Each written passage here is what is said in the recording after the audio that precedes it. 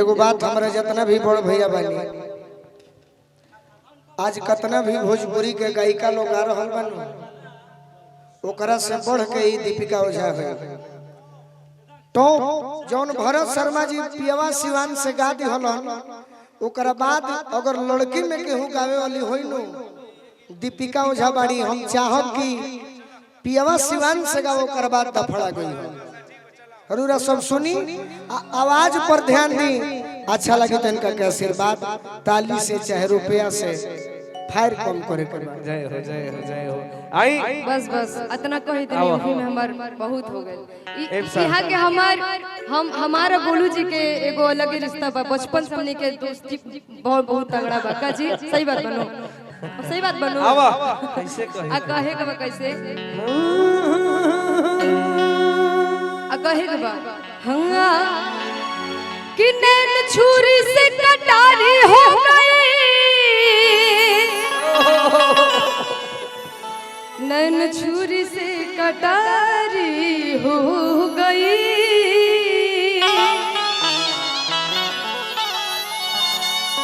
कि नैन छुरी से कटारी हो गई हाय रूप के दुनिया पुजारी हो गई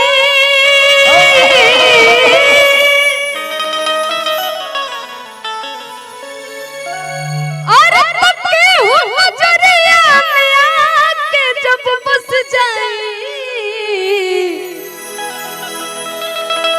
तो बुझी हो कि प्रेम की बीमारी हो गई। कहतरी एगो भौजाई अपना लहुरा देवर से कहतरी कैसे कहतरी तोरे कैसे बैठो कहतरी कौना भाव कहतरी कि ए देवर जी कहीं अब हम घर में अकेले ही बानी एगो रौरे बानी त काहे ना हमार बात के रौरा तनी सुन ली और कहतरी कैसे कैसे कहतरी हो कौना भाव में कहतरी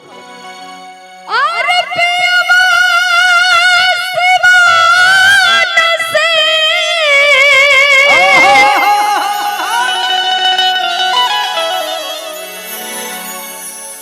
अरे अनहार भइल आई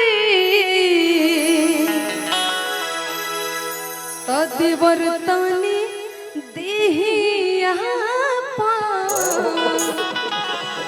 और डाली धरा जाई इधर है चटनी बना के खा लिया कहे के कैसे पियवा सिवान से हो पियवा सिवान से पियवा सिवान से अनहर भइल आई देवर तानी देहिया पा डाल तर जाई देवर तानी देहिया पा डाल तर जाई बाबा आहा दिया हो दिया बाबा हाय देवर तानी देहिया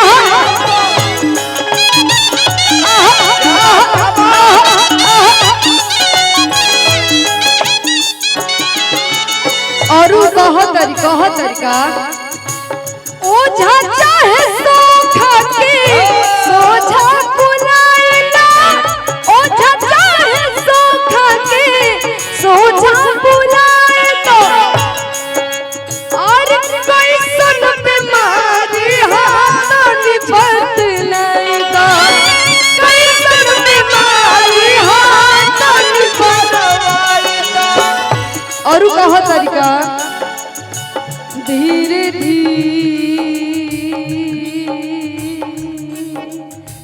दिहता बहुत बहुत आशीर्वाद बड़े भैया धनंजय भैया के तरफ से बहुत बहुत आशीर्वाद। अब कहे के बाद लड़का के पिताजी के तरफ से बहुत पुरस्कार बहुत बहुत मुकुंद भैया तो यहीं रहूंगा खड़ा होके कहे के बकोना भाव में हो आवा धीरे धीरे दिहता अरे जिया हो जिया धीरे हो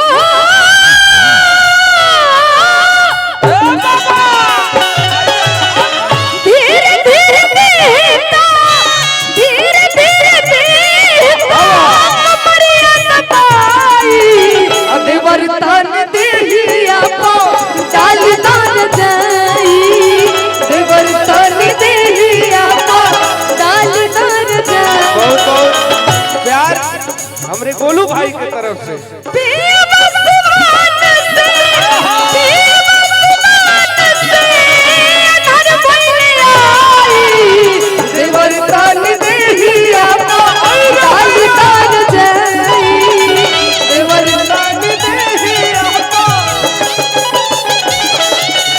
भगीना जी के तरफ से जय हो जय हो सही ब्राह्मण नहीं वो भगीना क्या बात अंत में